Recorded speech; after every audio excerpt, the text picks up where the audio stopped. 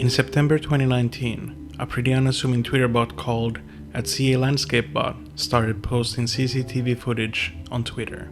It was created by Hunter Owens and Logan Williams, and as the name might suggest, it posts pictures and videos of Californian landscapes. The posts come in mainly two flavors, pictures and time-lapse GIFs. There's also a companion bot called CA Viewshed bot, which shares an approximated viewshed and simulated perspective created in a 3D program. All of the footage is sourced from Alert Wildfire Network, which is providing firefighters and the public with early confirmation and situational awareness. So why am I directing your attention to @CALandscapeBot? Well, it might be a weird thing to say, but CALandscapeBot used to, or maybe currently still is, my favorite Twitter bot. Earlier this year, I think there was a point where I basically logged on to Twitter to see whatever it had posted, and I retweeted at least 2/3 of them. This all might lead you to a pretty reasonable question of why? Well, first off, the landscapes are just very pretty. I think we can all attest to that. We have eyes. It's just a very nice thing to see a big patch of land stretch in front of you. We've known this since the dawn of art. Landscape paintings and depictions of landscape in poetry, literature, whatever type of art you have is ancient. But I think there's something more to @CALandscapeBot. There are these interesting little details that I began to focus on the more I saw it on my feed. First, and the most obvious one, you get an interesting perspective into time. Because of the fundamental nature of a time-lapse, you get a full day compressed into a few seconds. This naturally leads to all sorts of fun stuff. You have clouds rolling through the frame, you have night turning into day, you can see rains come and go. You can also see the nature of the landscapes change. Take this GIF for example. We start in the night and you can see a whole city wrapped around the perimeter of that lake. But as we turn to day, it completely fades away. The sense of scale is very different from the point where we start to the point where we end. But that's not all. Sometimes you get these stray frames which give this footage a very janky, angular vibe to them, which is something a little unexpected.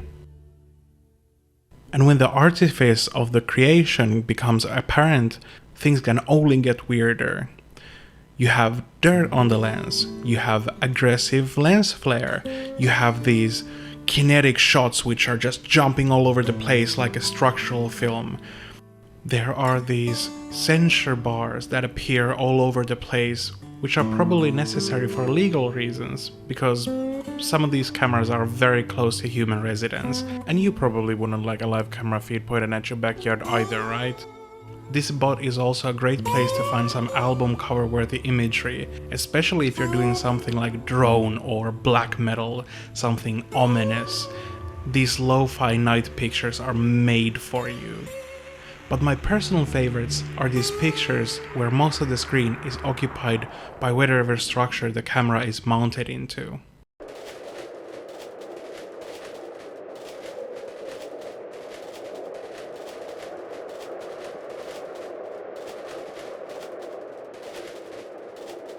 One thing you have to know about me is that this combination of nature set against dilapidated industrial design is very much my aesthetic, as my partner likes to point out, so I was naturally gravitated towards these images. But I think there's an interesting question that lies beneath them. Because this footage is created to aid in wildfire situations, you gotta ask, how are these pictures useful? What is this camera angle? You can't see anything, let alone a wildfire. Why do these exist? Well, in reality, it's not that deep. Most of these cameras are dome cameras and they get moved around during the day, and these still shots are probably just an awkward phase somewhere in between changes. And this is how you get those kinetic camera movements I talked about just a second ago. But I think these things made me appreciate landscapes in a wholly different way. Unlike most conventional landscape depictions, these are kind of raw, kind of weird, something you wouldn't paint necessarily. This is an angle you wouldn't get to, this is an interaction of elements that are not for a human. So it's the nature of the bot to show us a piece of the world that wouldn't get depicted from a human perspective. Let's put a pin in that. That's the first anchor of this essay, and it will become more and more relevant the further we go. So keep it in mind. Coincidentally, around the same time as I was going absolutely nuts about CA Landscape Bot, my screen was filled with other landscapes as well.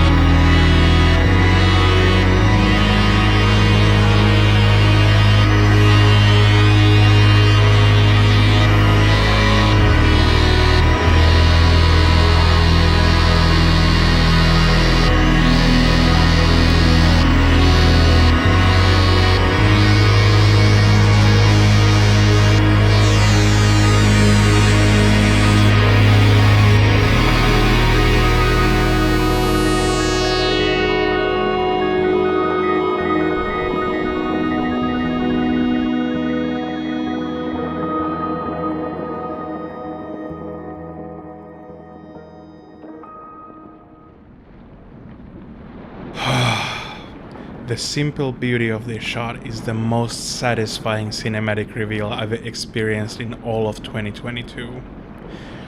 The whole movie, Low Tide, is a short build-up to that unveiling, and in its uncomplicated presentation, we as viewers are drawn into the immense complexity of the natural marks on the environment itself.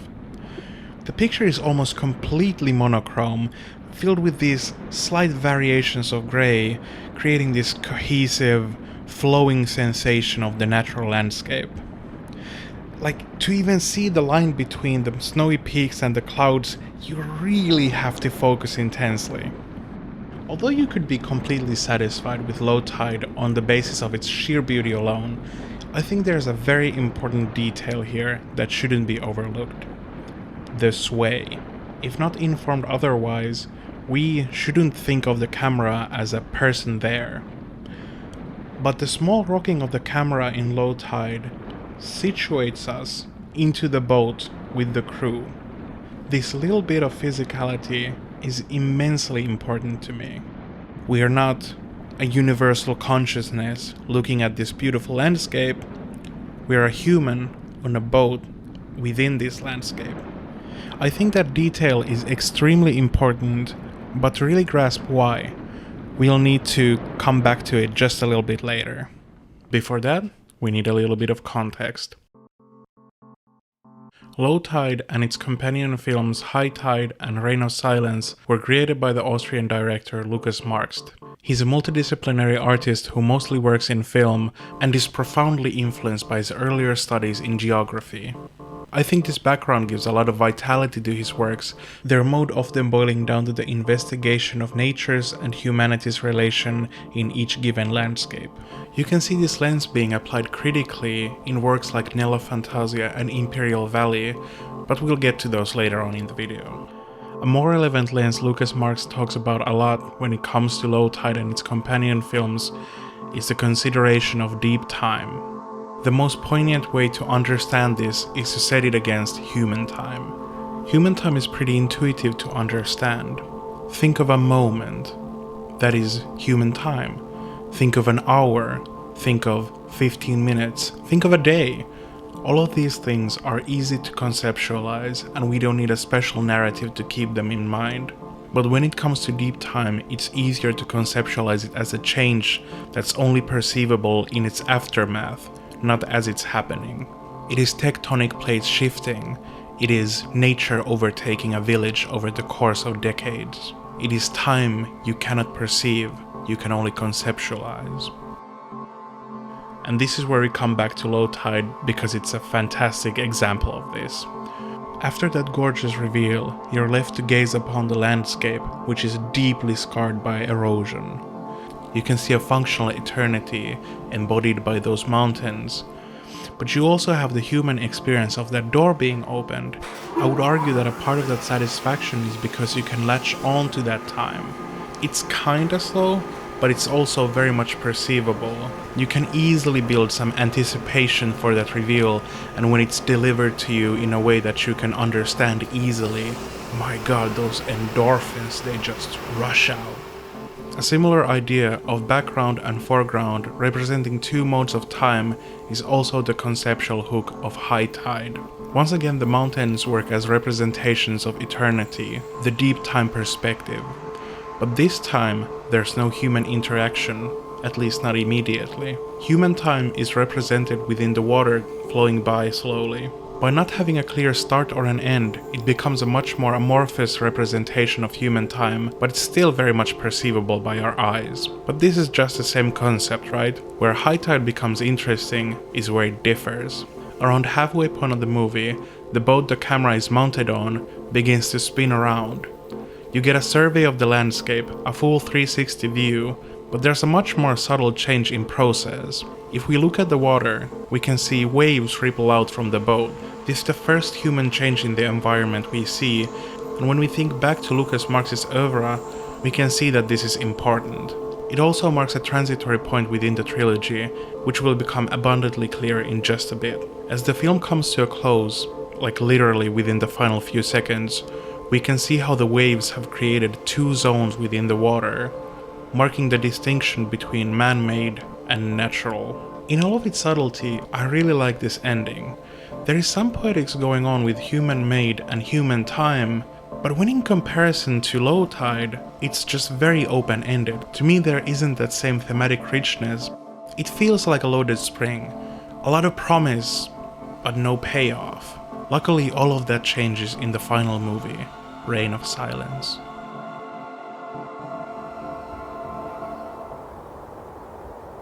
Right off the bat, Reign of Silence is markedly different from the other two. First off, the camera is finally off the boat. We have a stable, non-physical camera perspective. No breaking of the fourth wall for like 20 seconds. You can go around 50 meters.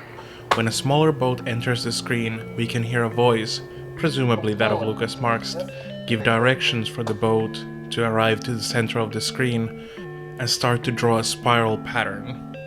There's a very mundane back and forth as the director and the boatman coordinate the situation. When the boat finally arrives at the center of the screen, it starts to draw a spiral pattern, going ever outward, larger and larger, until the director gives an order for the boatman to exit the screen. Leave in the direction of Antigua, please. Go to Antigua. For half of the movie, we're left to see as the waves dissipate into nothingness. In the conversation around human time versus deep time, I think Reign of Silence has the most to say. We can break the movie down to 4 distinct parts. We have the status quo, we have the human effect on the landscape, we have the after effect of that action, and then, most importantly, return to status quo. Functionally, Reign of Silence works as a microcosm of deep time, its duration standing in for what one can experience in their lifetime, and all time outside of it taking the form of the unexperienceable deep time. There's almost a naive beauty to this narrative, where in real world, where the effects of climate change become clearer every year, in Reign of Silence, the effects of human activity are nothing more than a spiral on water, a mandala offered to the void of time. Things will return to as they were, which in these times is an increasingly hopeful story. But let's zoom out, because I think Reign of Silence has another layer to offer. If I were to describe what is happening in Reign of Silence, I probably wouldn't go to that thematic level. I would simply say we're seeing the creation of a land art piece. And in this way, I think Reign of Silence is in conversation with something much bigger than itself.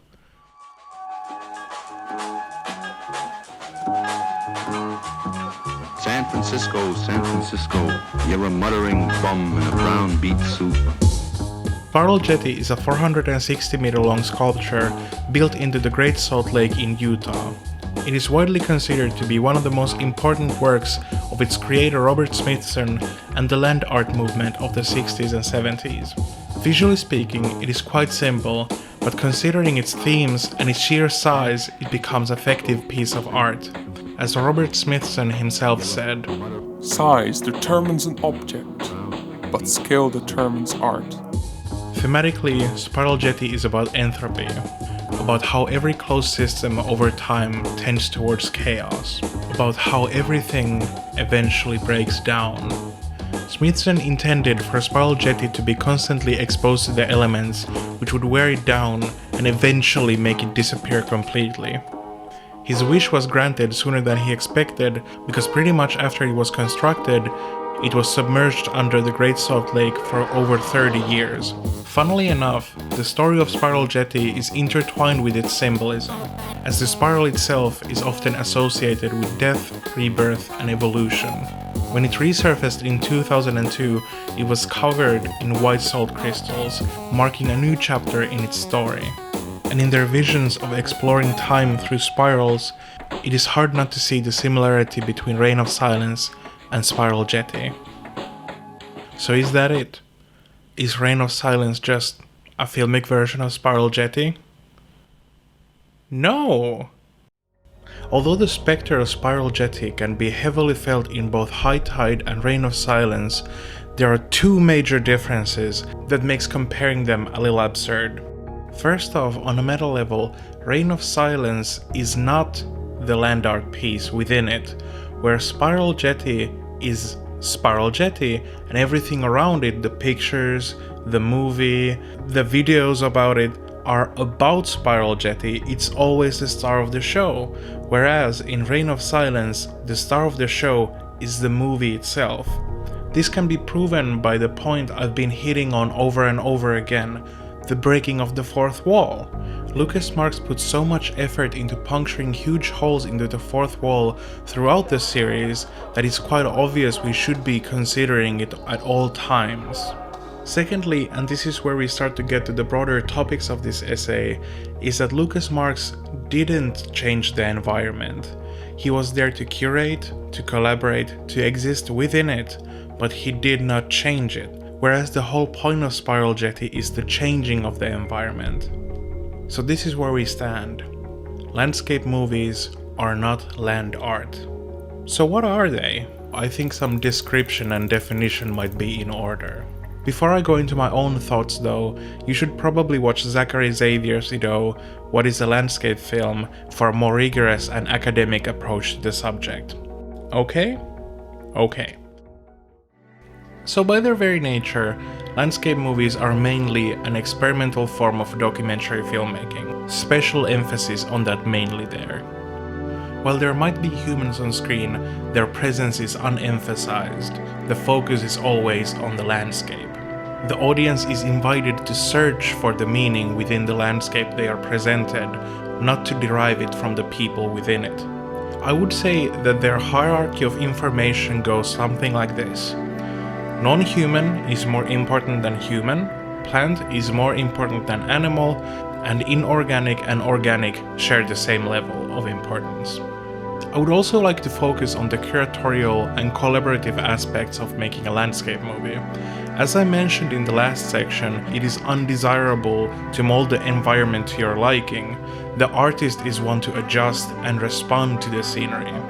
Some central figures in the movement outside of Lukas Marxt are James Benning, Luis Patiño, Carlos Casas, and Scott Barley. If it seems like it's a bit of a sausage fest, it's because it is, but I'm trying to amend that in this video. Where categorization of landscape movies becomes a little bit more complicated than we might intuit at first is the relationship to reality. As a librarian, I fucking love this shit, so let's get taxonomical. The first major category is objective. This is where the intuitive form of landscape movie lives. You set up a camera, you shoot and edit, but you don't touch upon it. This category is exemplified by one of the earliest examples of landscape movies in general, Mount Fuji, The Movement of Clouds from 1929. It is a beautiful marriage of documentation and art, the movie being composed out of meteorological studies conducted by its director, Masano Abe. Abe is a fascinating historical character, being one of the earliest people in Japan to attend a cinematographical screening and applying those techniques in his scientific work. He went on to found the Abe Cloud Air Current Research Observatory in Mount Fuji, and only 2 years into his research, he released Mount Fuji, The Movement of Clouds. The movie is an obscenely beautiful, in-depth look into the cloud formations over Mount Fuji and the meteorological conditions that create them, but what's even more obscene is the state of the film itself. Sadly, over the years, the print has been damaged severely, and the only widely available copy, the one on YouTube, is further damaged by compression. But even through those challenges, this nearly 100-year-old movie is still extremely beautiful and compelling to watch, which is the highest possible regard we can give to Dr. Abe, the scientist of clouds. Next up on our way is the Dutch director Pieter Swier. I do kinda hate to box him in like this because his already sprawling filmography contains a lot of different approaches, but as Bram Reuter said to me while introducing his works, there is no one else cataloging Dutch landscapes as he is, and it's hard to disagree. For our purposes, and most compelling to me, is his field recording trilogy, which display his style at its most austere. They might seem simple, even crude at first, but I think it would be myopic to discount them from analysis based on that. Where I think they're the most powerful is providing a space to contemplate in. As a person who takes several daily walks with my dog, I can attest to the power of nature being a great place to gestate on your thoughts. Around half of my videos are always written on those walks. There's something so relaxing and grounding on watching nature just be.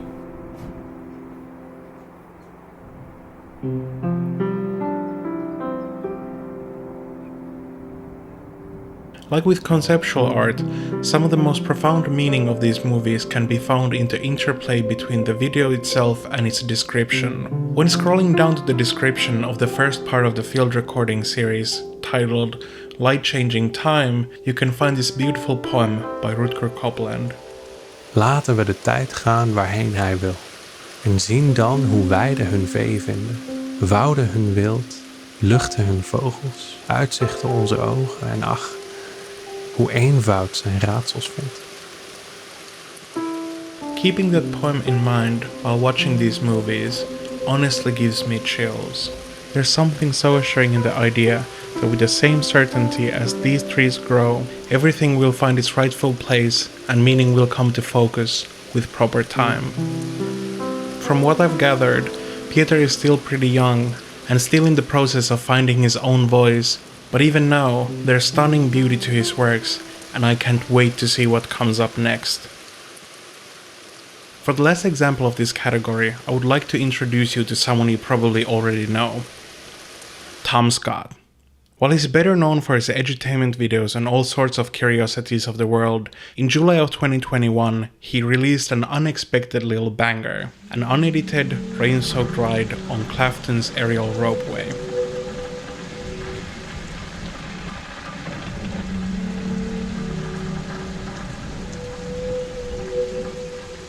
It was released as an accompaniment to his more typical video on the Clafton ropeway, but to me, while it's very interesting to learn about the mad feats of engineering on this ropeway, this video is much more interesting. The slow, almost somber ride through the nature is something I've never felt before, and I value that a lot. The reason why I wanted to feature it was because of this uneasy tension of intentionality. I think it's showcasing a creator responding to their surroundings, and my reaction is a good example of what I said about finding meaning in the landscape.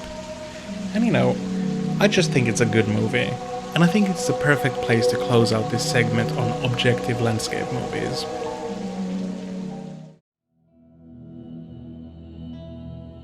Logically, the next category is subjective landscape movies. I borrowed this idea from the current reigning king of landscape movies, James Benning. So even when I would film in sync, I would always sweeten it up a little bit to make it sound more like I felt while I was there. For instance, if a plane went overhead or a car made a loud noise, I would take that out if I didn't feel that was part of the feel of the place. Instead of the more straightforward objective landscape movie, a subjective landscape movie aims to communicate the feeling of being present. It isn't so concerned with reproduction or documentation, it's about the impression and the mood of the scene. This sort of subjectification can be approached from multiple different angles, but to make a crude example, I'll be using audio from one of the Pieter Swier field recordings.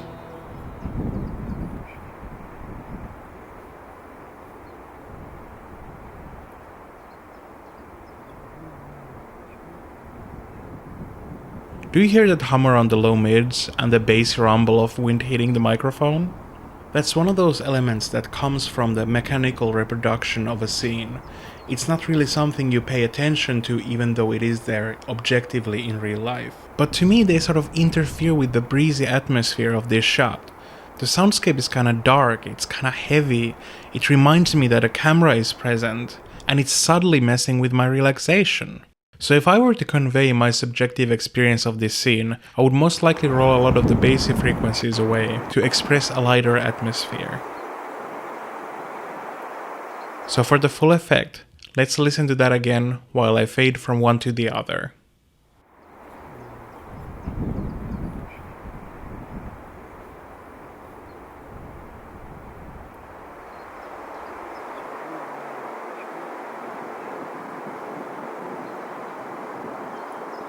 You feel the difference that makes?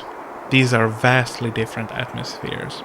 But for all that talk, there's a huge problem with this category. We most likely don't have access to the original raw material, and that can make telling the difference really hard. So I'll have to modify the category. We still keep the subjectivity in the heart of it, but to really apply, you must have exaggerated style that supports that subjective experience. And what could be more subjective than our sense of time? Even one of the eternal greats of the art form, Andrei Tarkovsky, used to say that cinema is a mosaic of time. And a great example of what I mean is Canadian Pacific 1 from David Rimmer. In some crucial ways, Canadian Pacific 1 is a good summation of themes we've already covered in the first section. Much like with At Sea Landscape But, we get a crunch of time, but instead of the one-day window it offered us, Canadian Pacific 1 is 3 months of footage compressed into 10 minutes. This stretching of the timescale gives us so much more to chew on. And to explain the significance in that difference, I would like to quote Lois Patiño. In my films, where, because of the distance, you can't see the faces of the people, the landscape became the real face of the film. I chose not to show human faces, and instead searched to find faces within the landscape, even using 5 different shots of the same location at one point, as though different instances of weather and atmosphere in the same place were like the same face, expressing melancholy, sadness, happiness, or fear. Landscape became the main and almost a unique character in my films, and we follow its development through the length of the film. The way Canadian Pacific 1 sticks to its single frame lets us explore the different phases of the landscape. The light, nearly idyllic atmosphere of the summer months provides us with a clear view right up to those mountains, and in contrast, we experience the lonely intimacy of the winter months as we see a lone jogger run across the train roofs, set against a snowstorm which swallowed half of the screen. Although Canadian Pacific has some structuralist ambitions, especially when it comes to screens within screens, I think the most resonant part of the movie is the way it displays how weather conditions change the metaphysical atmosphere of the scene. Also in a somewhat similar way to low tide and high tide, Canadian Pacific 1 is very interested in the different planes of the image. For most of the movie, we're dealing with 3 layers in the image. The whole of the foreground is taken up by trains, the middle ground being taken up by lake and the boats within it, and once again the background is inhabited by mountains and the town at the foot of it. If I were to read into it, I would say that they represent 3 severities of commerce. The trains on the foreground are almost completely dedicated to industrial production, only rarely do we see passenger trains on those tracks. And I think this is very intentional. The movie gets its name from the Canadian Pacific Railway, a transportation company that mostly serves the supply side of the economy. and fittingly, we see their trains constantly pop up. The second layer, the water, is more of a mixed bag. You do see fishing ships, and you do get to see a cargo ship at one point, but most importantly, there's a lot of cruise ships. Quite fittingly, the water is in a more fluid state, being a place for both industry and entertainment. The third layer, the town, is so far away it's been scrubbed of all detail, thus becoming representational of life as it is in its most mundane moments. But this trinity is sort of an illusion. In the final moments of the movie, we are privy to another picture plane. The fourth wall becomes reflective, revealing the artist and the filmmaking process. I feel this moment synthesizes something very important about the subjective experience. You can see Canadian Pacific 1 as a completed work, but also as hazy memories that were collected in the creation of itself. To me, it manages to capture the way I remember my life, those fading glimpses of things that get repeated time and time again. The moments I rise from the bed, take a glimpse outside my window, and get an impression of the day. I might not remember the details of a day, but if you were to ask me, the remembrance would be something akin to the fleeting moments in Canadian Pacific 1. And in that way, it is the perfect example of a subjective landscape movie.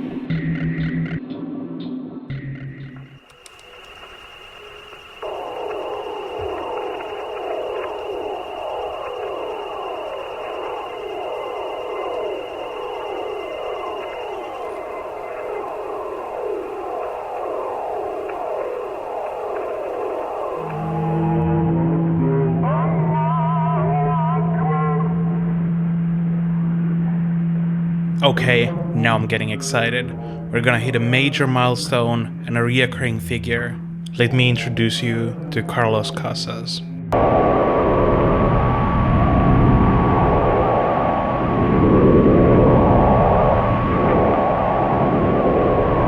If you're going by the metrics of quality, quantity, and the depth of conceptual intrigue, I think he might be pound for pound my favorite landscape director. I won't be discussing a singular film from him, mostly because they often work as series, and mostly as stated, his art veers towards the conceptual. So in this section, I'll be discussing his films which use shortwave radio signals as the base for his oral expression.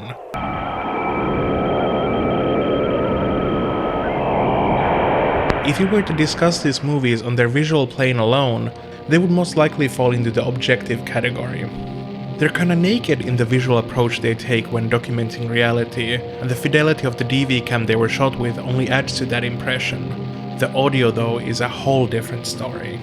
These crumbling staccato noise walls, these bleep bloops that sound like they're from a sci-fi movie, the AM modulated voices in between all of this sound out of this world. But they're also something that's very much present, even though you couldn't hear it if you were there. One of the most mind-blowing things I learned while researching this video is that as far as we know, there are no animals that can hear radio waves. The ability to transfer information over radio is so normalized that most of us are beginning to think of it as obsolete technology. But there's like no natural way to do it. It's something that exists in the world even outside of our influence, but nobody has evolved to listen to it.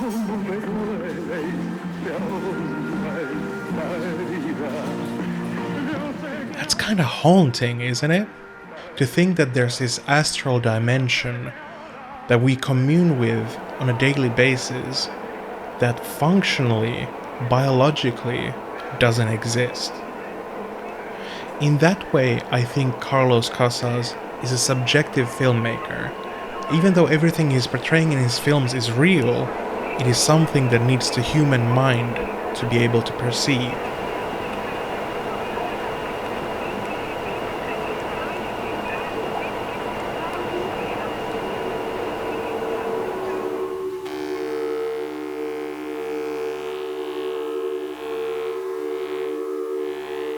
And as per the rule of threes, I would like to close out this section by talking about Aspect by Emily Richardson.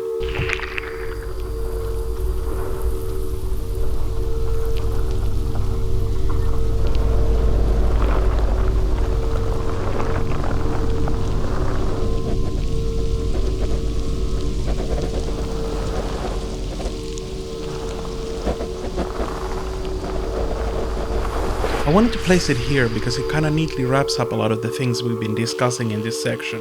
We're once again moving in the realm of subjective time and hearing perception.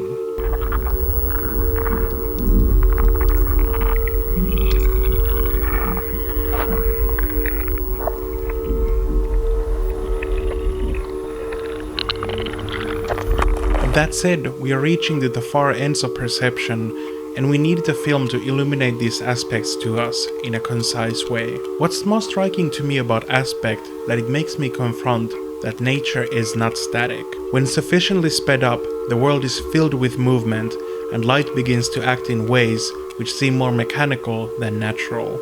Suddenly, the distinction between plant and animal becomes slightly thinner. In modern internet culture, time-lapses have pretty firmly been relegated to the role of content. They're rarely more than a neat little trick you can perform on a camera, but for Emily Richardson, they hold so much more. My films still have a kind of relationship with the scientific or documentary use of time-lapse. The main thing that I'm aiming to do with the time-lapse is to take it away from just like an observational tool and create a more subjective image. So it takes it away from just being a pure document, and it becomes much more about creating atmosphere and the feeling of the place that's being portrayed in the film. But as stated, the subjectivity of Aspect reaches so much further than the time-lapse itself. The audio track, composed by Benedict Drew, is an interesting contrast to the Carlos Casas radio works. Instead of using sounds you couldn't hear, he uses sounds which are so quiet they often get buried in other sounds or subconsciously ignored.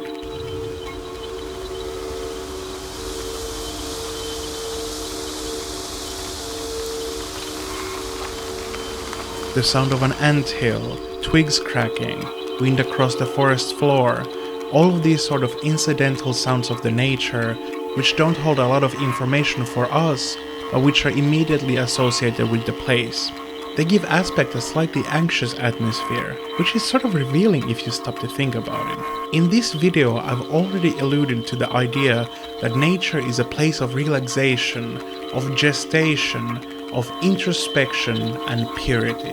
But immediately as we step outside of the human context, things become uneasy.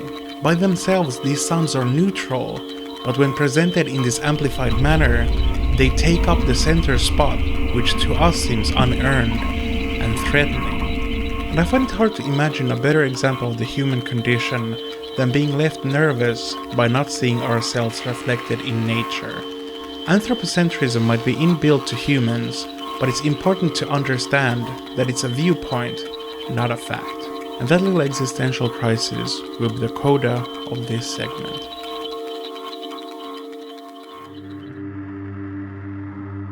Seemingly at this point, we've explored both of the ends of landscape cinema.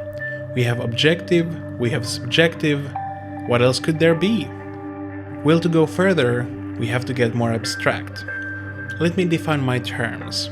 So in abstract landscape movies, we are leaving the straight representation of nature behind. Where in the last two categories you had to have a recognizable landscape, here we're doing something very different. To apply here, you either need to have great levels of abstraction or elements of surrealism to your works. While it might sound like a tall order, it actually can be very simple, like the reduction of a lake into a matrix of shimmering lights in Hanna Sokolova's Against the Landscape, or like the grand Rothko-esque segmentation of the screen in Barry Gerson's Translucent Appearances. But both of those are pretty simple for my tastes.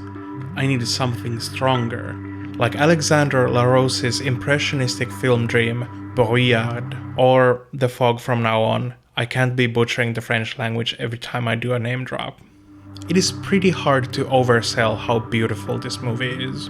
Those boundlessly flowing dots of light give the fog a feeling of an oil painting you can just walk into and explore to your heart's content.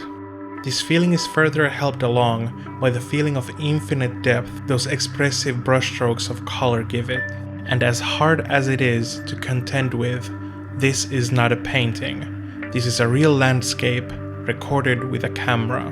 The Fog is a film in the truest sense because it's so indebted to its format. It came to be through an insane process where the film was exposed just the tiniest bit so that only the brightest highlights would be captured. And then the shot would be redone 38 more times to give it this immersive quality. It is one of the truest expressions of psychedelia I've ever seen captured on film, and with this one-of-a-kind presentation of the world, it demands to be seen.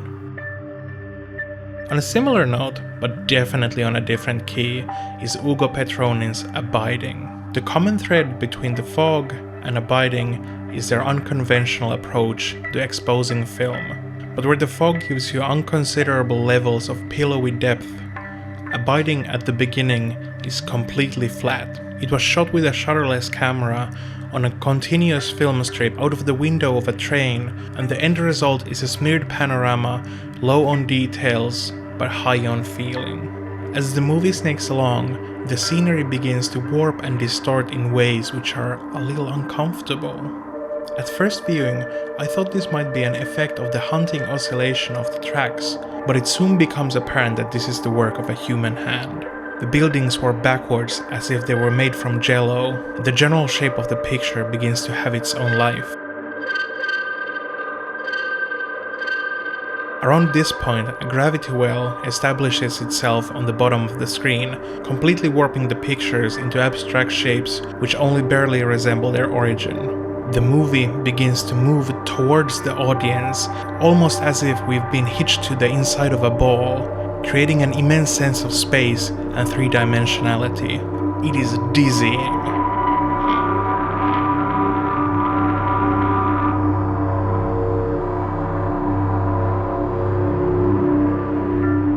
And almost as suddenly as it happens, it's over. Abiding takes us on a wild ride. It transmutes the train it was shot on into a cosmic roller coaster, which bends the material it was printed on with willful abandon. With its journey from flat 2 dimensions into depths we've only ever seen here, it puts the filmic image itself into question. When discussing the technical aspects of filmmaking, we often talk about the depth of the image, but as it seems, all these years we've been in the kiddie pool. And Abiding is the ocean.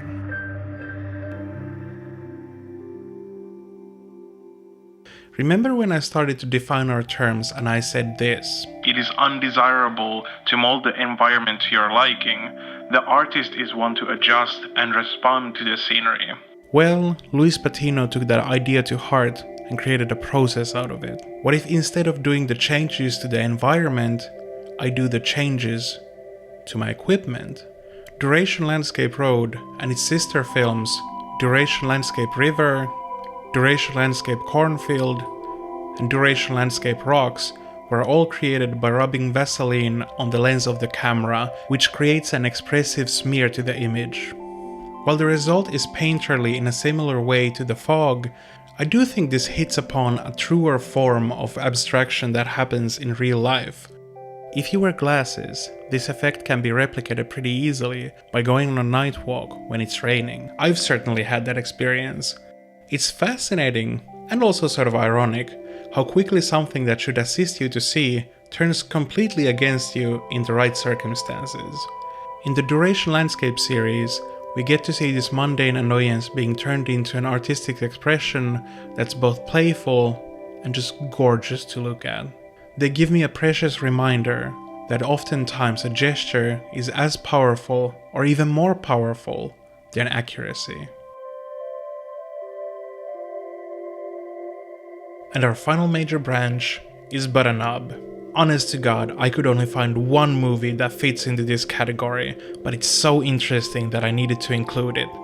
The category is fictional landscape movies, and the movie we're discussing is Cams by Carl-Johan Westergaard.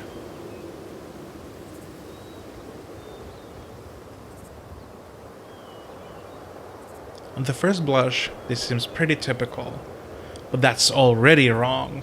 I would like to focus your attention to the top and bottom of the screen. You see those curved letterboxes?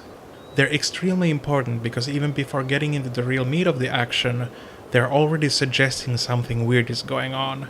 There's no reason for them to be there if they're not telling a story. Also, as you might have noticed by now, there are weird bin-looking shapes thrown around all across the scenery.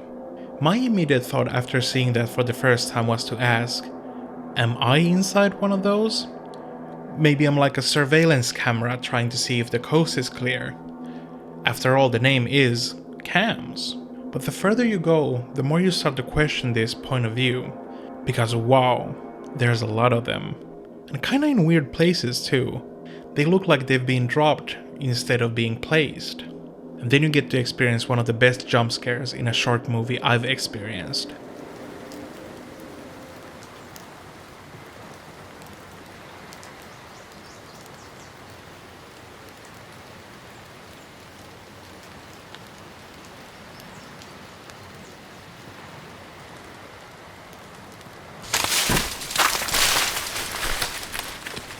After being confronted with something so clearly not out of this world, it's hard not to ask questions. Is this an alien invasion? Am I the alien? Instead of me trying to discern if the path is clear or not, maybe I'm looking for something. Maybe even someone. It's hard to say, but it's terrifying nonetheless.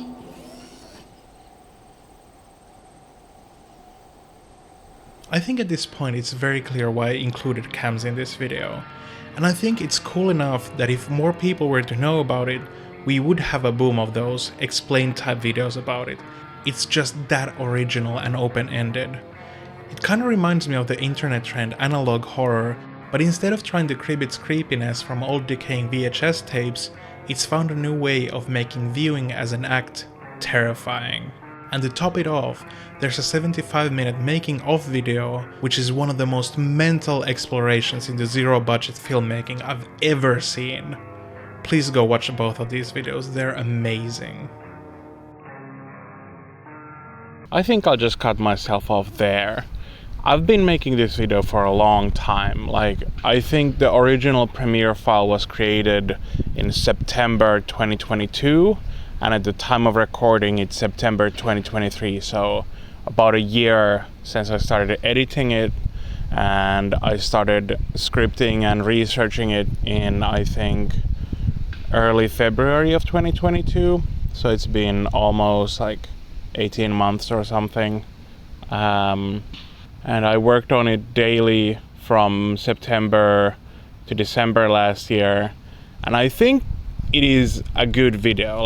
I had a lot of fun creating it. I had a lot of fun researching it. I love landscape movies. I watched so many for this, and I had big plans to make this go on for another half an hour.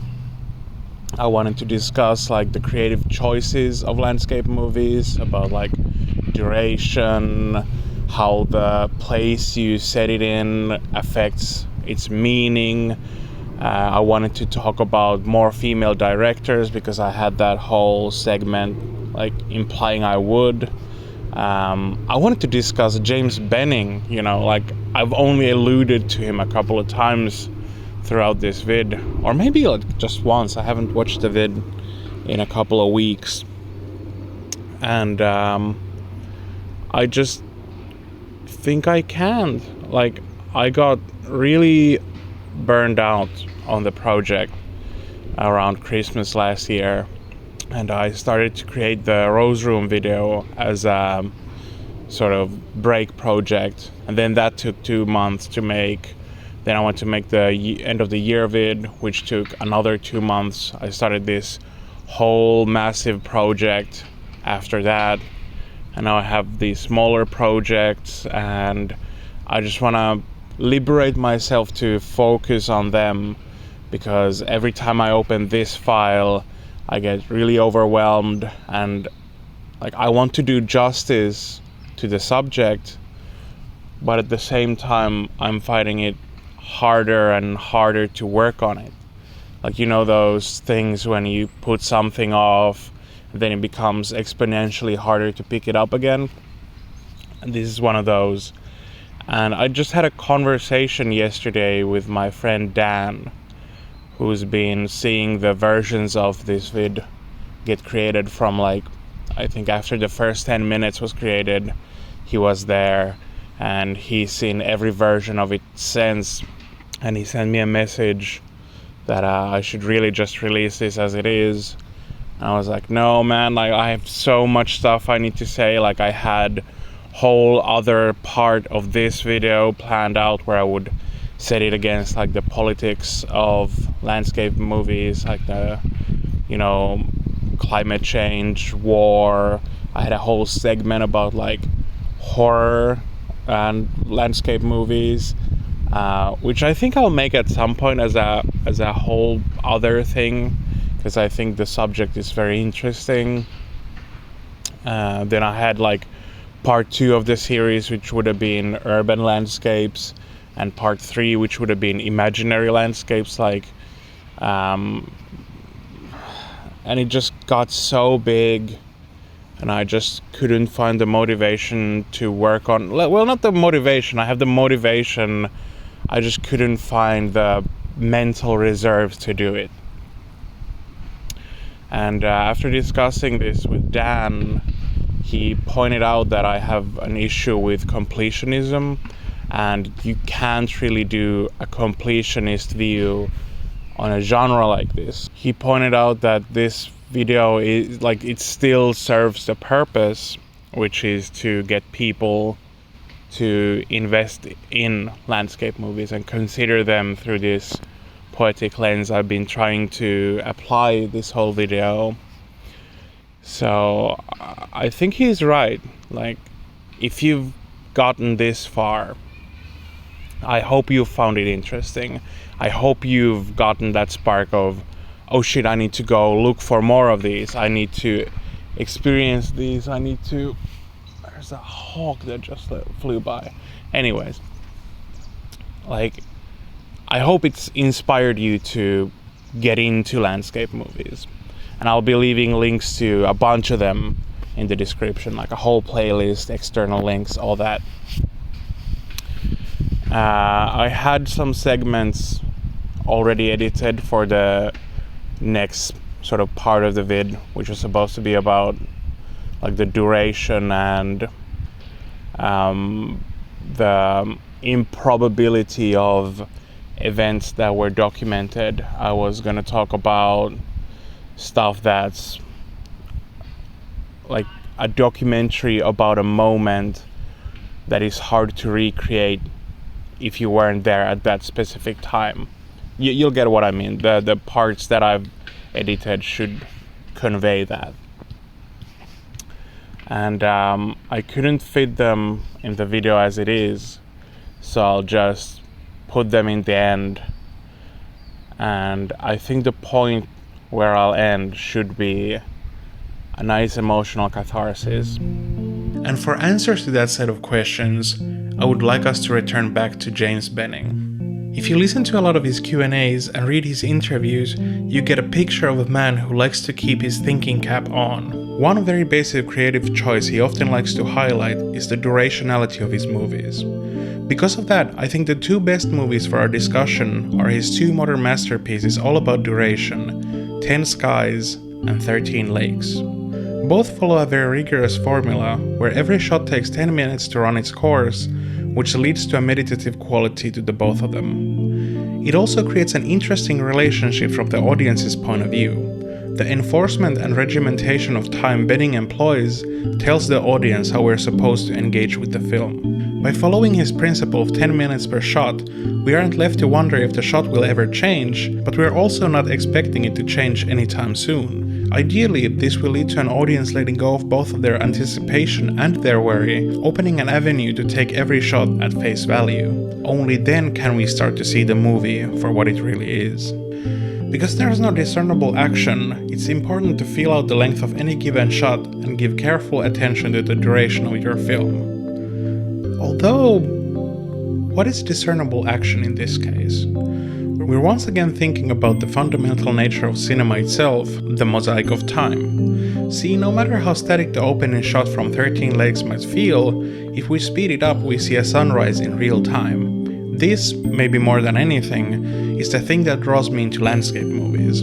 I've already described a movie in here as a mandala offered to the void of time. There is an actual connection there. Landscape movies are uniquely geared towards the explorations of temporal dependency, some more than others, but even in this shot, if you screw it up, you'll have to wait another 24 hours to attempt it again. Now imagine making an actor wait a full day because something just didn't feel quite right. Sounds a little absurd on its face. The shot from 13 Lakes is from the lightest end of the scale too. Let's ramp up the difficulty and look for something like Larry Gottheim's classic, Fog Line.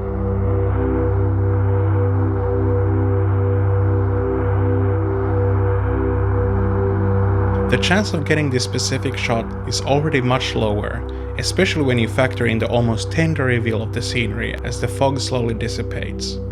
The arc of the screen's development is very satisfying, especially the way the fog seems to be receding away from the camera. We're treated to an unveiling, where the power lines cutting the scenery turn to frames for the trees that emerge from the fog, which have been described as mystical beings in prior writings of the film. It's a perfectly digestible short too, even for newcomers, so it's no wonder it's such a touchstone in the scene. How about 2 for 1? Scott Barley's Green Ray from 2017 starts off with a quiet river stream at dusk.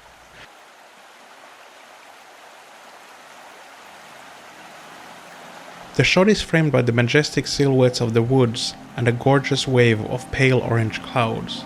What immediately sets Barley's work apart from pretty much everyone else is his trademark use of extremely deep blacks, which impart a slight eeriness even to his most relaxed works. Here it serves to communicate the darkness of the coming night, which slowly blankets the scenery, swallowing every detail as the light dims. Then, for over a minute, we're left in complete darkness. Until... As a crank of thunder splits the sky, we get a quick reiteration of the scenery, and it's immediately clear how carefully balanced the picture was from the start. Even though we've lost most of the details, all the important parts of the composition reinstate themselves in the light of the thunder. Even outside of the improbability of this shot, the thought that went into it is pretty impressive. But then do consider the way it plays out from one notable change to another, creating a narrative of our planet's ever-shifting balance of elements. Every stage is portrayed with its full confidence and power, which puts me in a place of primordial awe. I'm lost within its magnificence. Film is my medium, just like oil is the medium of painters. You know, I need the time of film for my work and the atmosphere of film.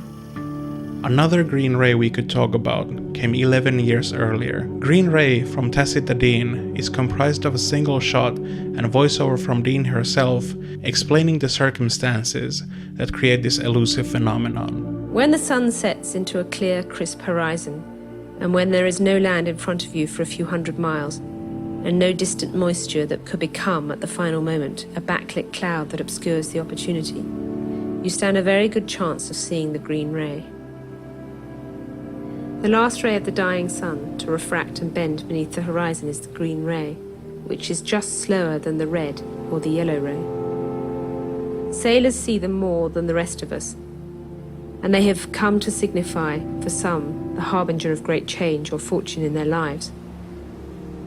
For years I've sought out the Green Ray, peering at horizons for the last fractional second of greenness, not knowing or daring to imagine how extravagant a green splash it might be, but never have I seen it. More than anything, it's a love letter to film itself. Not the art form, but the material, because unlike the people shooting beside her on their digital video cameras, she actually did manage to capture it. There's a simple beauty to that, an exaltation of the sheer fact of capturing something so rare and fleeting.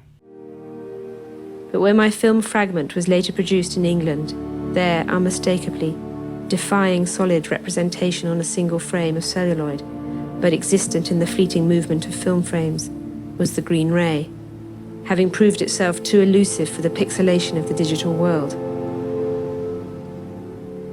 So looking for the green ray became about the act of looking itself, about faith and belief in what you see. This film is a document. It has become about the very fabric, material and manufacture of film itself. There's also a deep sadness from it from the modern point of view. When viewed now, not on film but online, we're subjected to the view of her companions on that beach in the early aughts. Because of image compression and poor quality transfers, even if you were to go through the movie frame by frame, the green ray doesn't exist anymore. The progress of technology snuffed out the final gasps of the sun as it passes into the horizon. Watching green ray now is a weirdly ironic experience. We are either unable to see what she sees and thus can't participate in her joy, or alternatively, because the only way to see it on film is in a museum, seeing the movie itself is an event as elusive as the moment it's capturing. But let's refuse to leave on a sour note, no matter how poetic. Here's a picture of the gorgeous green ray Tacita Din captured on that day.